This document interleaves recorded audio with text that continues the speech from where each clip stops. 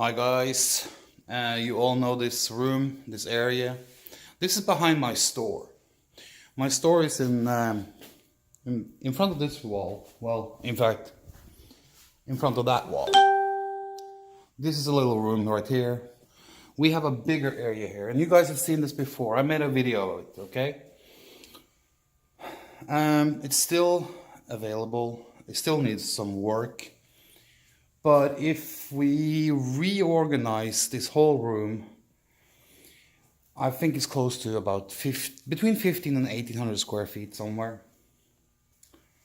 And lately, something has been on my mind. It's been on my mind for years, but I haven't had the facility or the right place to do it. I have always, for the last 25 years, been thinking about creating a Cerwin-vega museum. Well, due to personal things and stuff like that, I really didn't feel that I had the right area, the right place to put it. And then it hit me a few weeks ago, and I've been playing with the thought and playing with the idea for a little while now. For a few weeks, and we have plenty of room here. So I was thinking maybe either expand my store when that was possible, or use it for other things. But then I was thinking like, hey, 1,500 to 2,000 square feet, that can be a great little Cerwin-vega museum. And the leasing office here has said that they will take the cost of renovating the place and get it up and running so it's nice. So we don't have to spend any money on that. They also owe me a good favor because of certain things that happened. The water leak that happened on New Year's Eve, which the insurance company didn't cover. So they owe me for that one. And they said they were going to do me right. So what we need in here is, we need some new ceiling tiles. We need some paint on the walls. We have to have some walls removed or moved to make this room bigger and square or more rectangular. And we have all the facilities here. We have a loading dock in the back that we can use for receiving and shipping. And I've been thinking like, this must be so good for a Cerwin-vega museum. And I have access to a lot of stuff when it comes to Cerwin-vega. I already have a good amount of Cerwin-vega models we can have already put in on display. And I will be hunting down more models. And of course, it's a possibility for people to lend the museum certain speakers if they want for a certain time. We are also open for donations, so a lot of people can, like, if they have a pair of speakers they don't use anymore, they can donate it or something like that. So that's how museums works. And so yeah, with a little bit of work on, put some paint on the walls, new epoxy on the floor, and move 2 walls to make this a square room. And the back area here, put up another wall there. We can have like a good museum. And then link it with a door or a passage into the store. So the front area will be kind of like a reception area for the museum as well. And people can come down here Monday to Friday or even on Saturdays. And if they want to check out the museum of Cerwin-vega, you know, this is where it is. This is so perfect. This is what I've been waiting for, kind of in a way. I've been like, I need a room, I need a place, and we need something to keep the legacy alive and keep the history alive for Cerwin-vega. I'm gonna go back in my store. And the only way to do that, the way I feel it, is to not overpay for something. And this is pretty cheap down here, so the the rent would be fairly affordable compared to other places that I've looked at.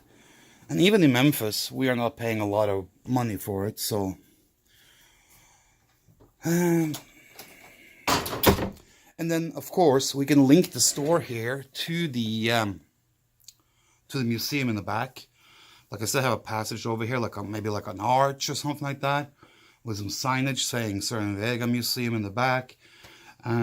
Because my thought has been for a while now that as soon as I can get the things sold out of here that I have here, that I've been standing here and I've been accumulating and taking up room and space, I will do more towards Cerwin-vega. I'm going to sell more Cerwin-vega. I'm going to be a little bit more like a specialty store for Cerwin-vega.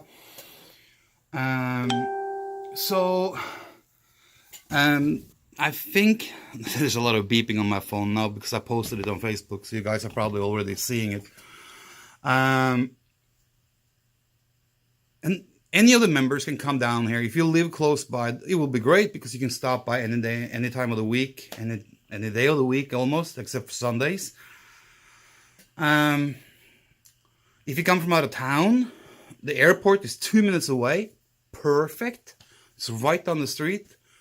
There's hotels right around the corners. There's several of them.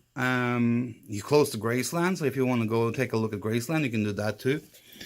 But it's like finally I feel that we got the perfect location for a Cerwin-vega museum.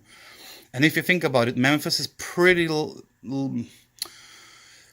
local for many, but then again, for people in Europe, it's kind of like a far way to go, but it's very like in the center of things, you know, a few hours this way, a few hours that way, or a few hours south or north, you reach a lot of the bigger cities. Like Dallas is just hours away, St. Louis is just hours away, New Orleans is just hours away, Atlanta is just hours away, Nashville is just a few hours away, 2 hours and 50 minutes, and you're in Nashville, where Cerwin-vega is today, and Gibson. So we are close to Cerwin-vega as well, even though we are an old school Cerwin-vega group. It is nice to have close ties to Gibson in a way. Cerwin-vega Mobile is of course in California, so that's like 24-hour drive if you drive a car, but it's like 4.5 hours with an airplane.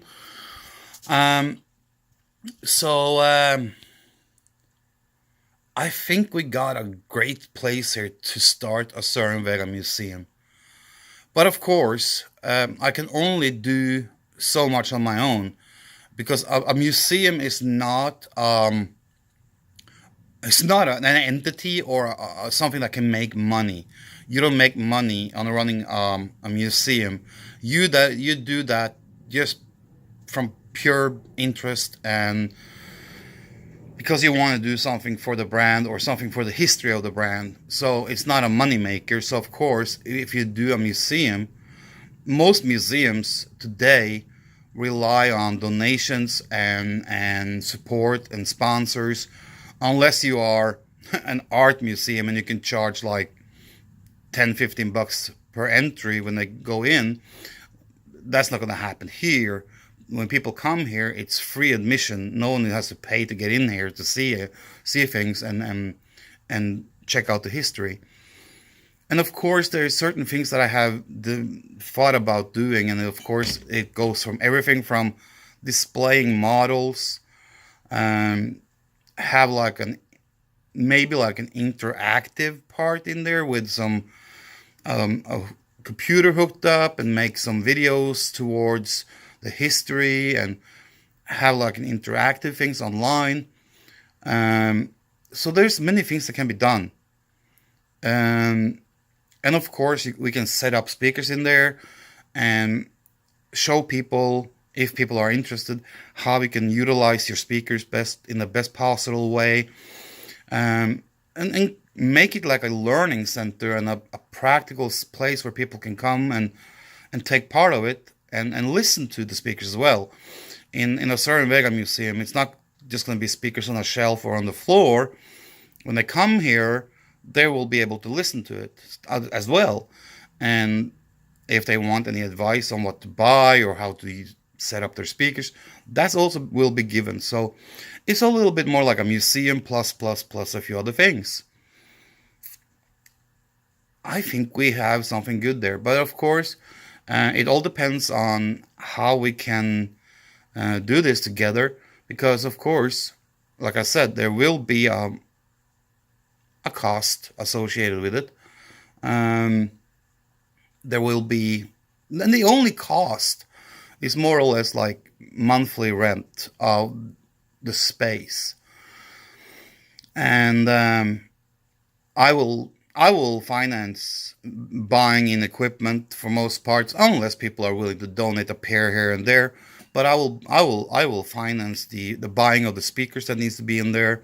I will be asking Cerwin-vega Mobile and Cerwin-vega Hi-Fi and Pro Audio, and that means Gibson, if they have anything they can give us that we can use in the museum, regardless of what it is, banners, posters, old literature, stuff like that. If they have anything that we can use, because a Cerwin-vega museum will have to cover everything from day one up until the last day. So we kind of have to include what's been going on since Cerwin-vega sold as a family company. So we have to include that part of it.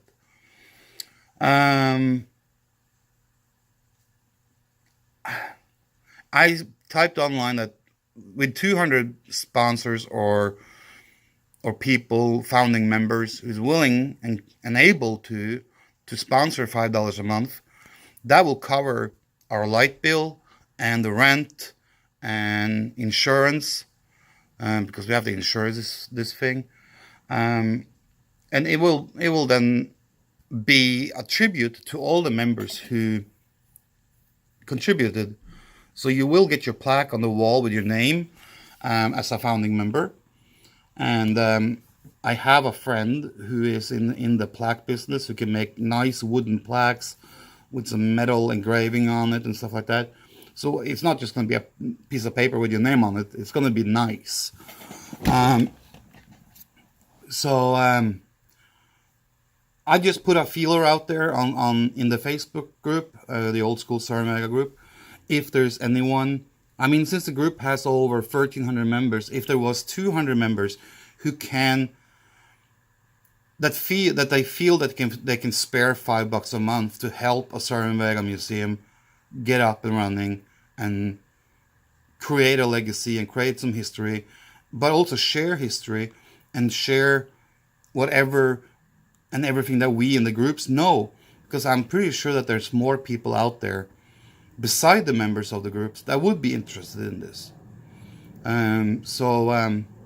That's why I put the Facebook post on there, and that's why I make this video.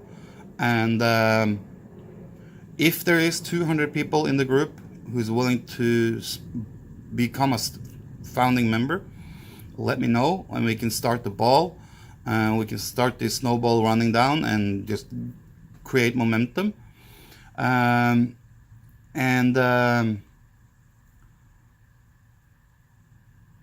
Of course, other people can join in later and can be a supporting member if they want to, but they will not be a founding member. So there will be a difference there. So let me know what you think. Is it possible? Is it doable? If it's not, then I understand and I won't go any further with it.